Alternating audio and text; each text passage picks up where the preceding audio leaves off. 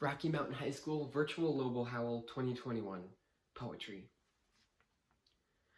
In the poems Healing Humanity by Natalie Patterson, I'm Not Okay by Taz Elam, and Jared Singer's Letter to Sarah, we find that life can take an unexpected turn, just like that.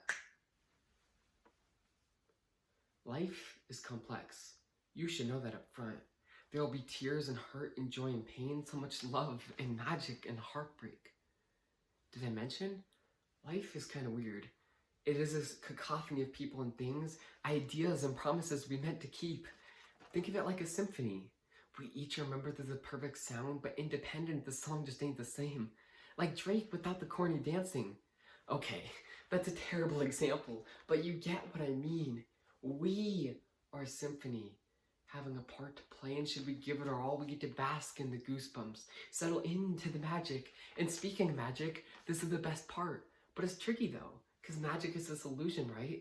This crazy blend of intoxicating allure and hard work. Sometimes you'll feel like a prop, feel like an unfinished task. But should we execute masterfully, we get to understand the bigger picture. You get to stand center stage while the world claps.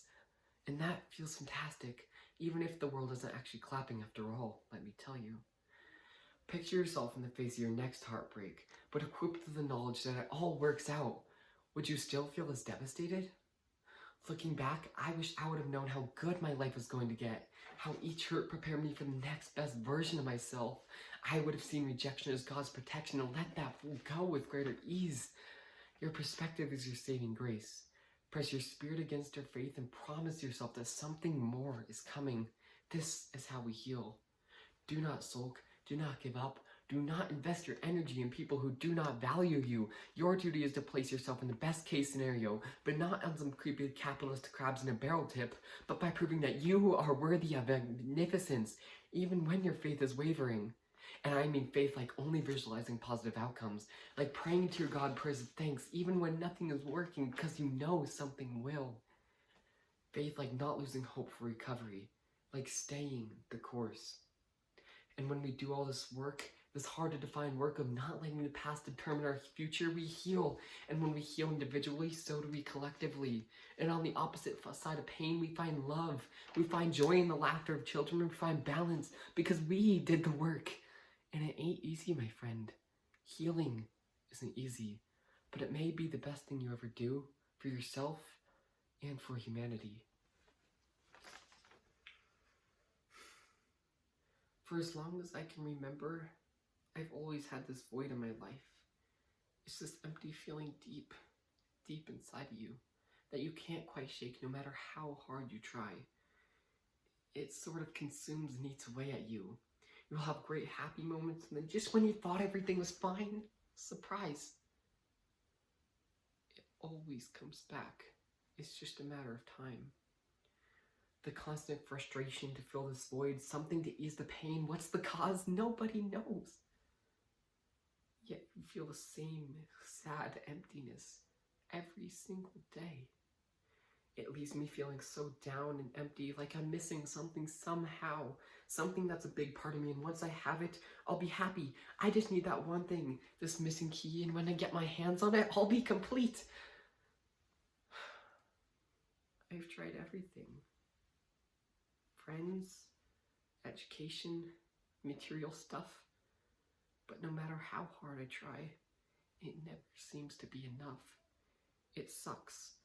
And I know people will say that you just need to be positive or the solution to all your problems is self-love. But it's not as simple as that. Not when you got to the point where you just feel numb. I so badly want to fill my heart with so much happiness that it takes all of the sadness away. My childhood was so dark and angry that I always thought in my adult life things would change. Somehow I would no longer feel the same, and I don't. Things aren't as extreme anymore. But there's no denying that the feeling is always there. And it's something I can't explain. I just wish it would go away. I thought that when I grew up, things would be different. I just thought it would be different. You look at other people and they always look so happy. You know, you observe people live, whether that be in person, social media, TV, and it seems to come to them so naturally. And I know all of this stuff can be misleading, but when you feel so down and empty, you can't help but think, why can't that be me? Because you want that. You so desperately want that, and you feel like you're doing the right things.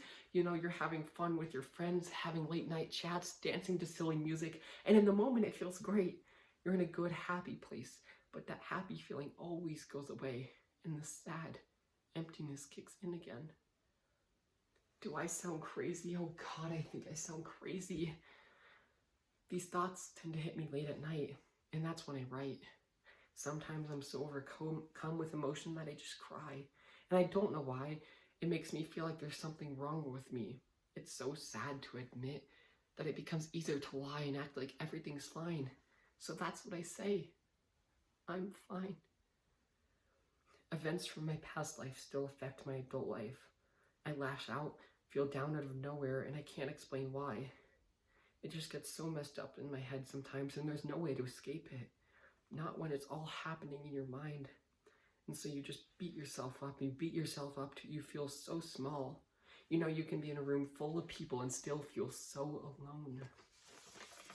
I can put on an act and pretend that I'm tough, but deep down I never feel quite brave enough.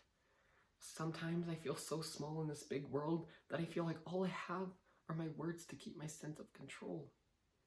These poems, they're like my therapy, you know? A place where I can write and pour out my soul in hopes that it will make it better and somehow fill this empty hole. One day, I'll look back and it won't be extreme anymore. It won't hurt. I'll be able to look back at what happened and not feel so sore because there's no cure, no way to fix it. It's just something you learn to live with, but it will get easier. Of that, I'm sure. You are not the demons in your mind. You are not the hurt and pain you feel on the inside. You're stronger than that. You can fight. Understand that it's all temporary and that these things take time. So chin up, breathe, allow yourself to feel everything there is to feel. You're going to get through this. Give it some time and you'll heal.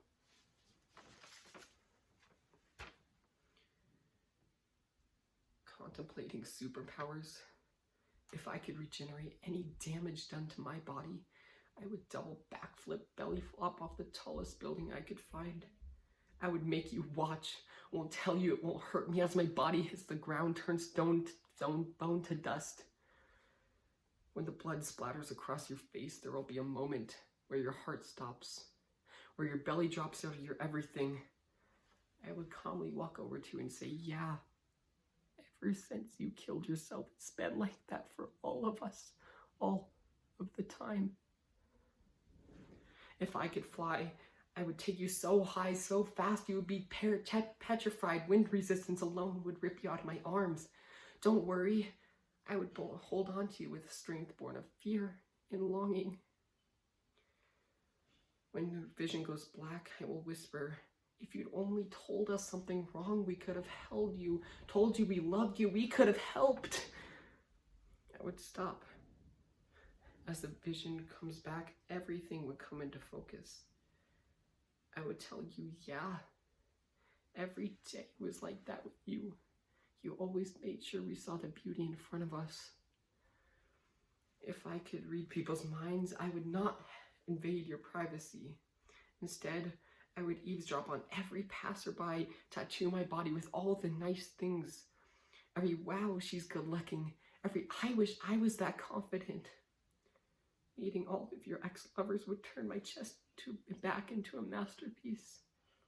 Record everything they had to say. How could I have ever get away? Every wow, she was the best thing that ever happened to me. My legs would turn into a patchwork with hatch marks of everything I missed about you. It would not take a full day to cover this body with all the nice things people didn't think you needed to hear. If I could travel through time, I would go back to the moment before it was too late. Right before the moment you wrote a suicide note that read, "Dear Jared, I'm doing this now because I know out of all my friends, you'll be strong enough to take it." What made you think I was strong enough to take this? We'll go back to the moment before you became the reason I don't read letters anymore without having someone else proofread them first. If I could project my thoughts in another's head, even knowing it could have saved you, but maybe it could have saved me, you would never have doubted, even for an instant, that you were loved. Thank you.